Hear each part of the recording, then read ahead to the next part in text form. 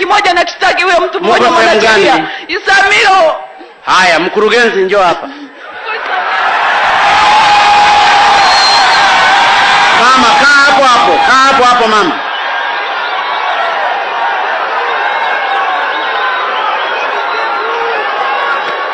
Mkurugenzi, hili swala la huyu mama unalijua? Naomba unieleze kama unalijua hili swala la mama. Mheshimiwa Rais, silifahamu. Shika mic. Silifahamu Mheshimiwa Rais. Swala la huyu mama ulifahamu? Ndio Mheshimiwa Rais. Huyu mama ameshafika kwako? Sijawahi kumuona. Ati mama umeshafika kwa mkurugenzi? Tulikwenda hivi tukaenda kuongea masuala yetu, tukawakuta wako kwenye vikao baada ya kueleza mambo yetu. Ama ndio wanamcheleza ni maofisi ondoka hapa.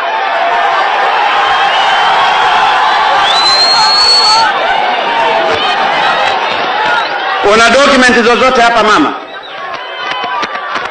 Haya, ngoja nizicheki. Leteni document zake mzicheki hapa. Mama, simama hapa hapa. Lazima tulitatue hili swala. Mlete hizo document za yule mama. Zingine zimeanguka hapo. Chekini document zake. Zilete document za yule mama. Ziko wapi?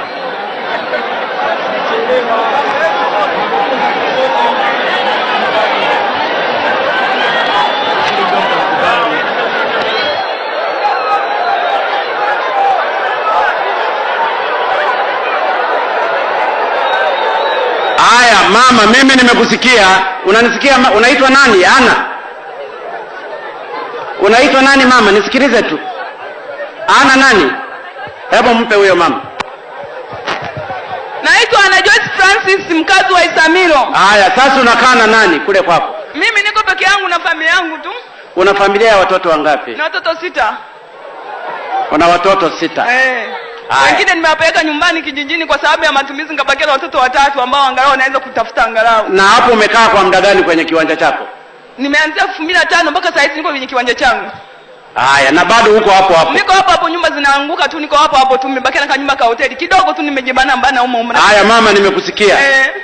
Watachukua dokumenti zako hao. Watachukua photocopy. Umenielewa mama? Nisikilize tu mama, wewe wala hakuna, usiwe na wasiwasi. Na nina hela yangu hapa, ngoja nikupe hii yote mama uchukue.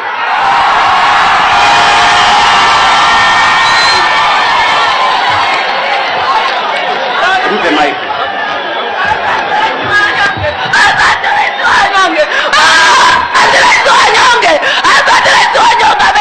Haya mama, mchukue namba yake hii. Alafu mheshimiwa mkuu wa mkoa, hakikisha usalama wa huyu unalindwa.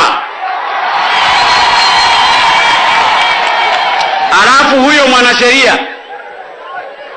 mwanasheria umuite ofisini kwako, alete dokumenti zake, na huyo mama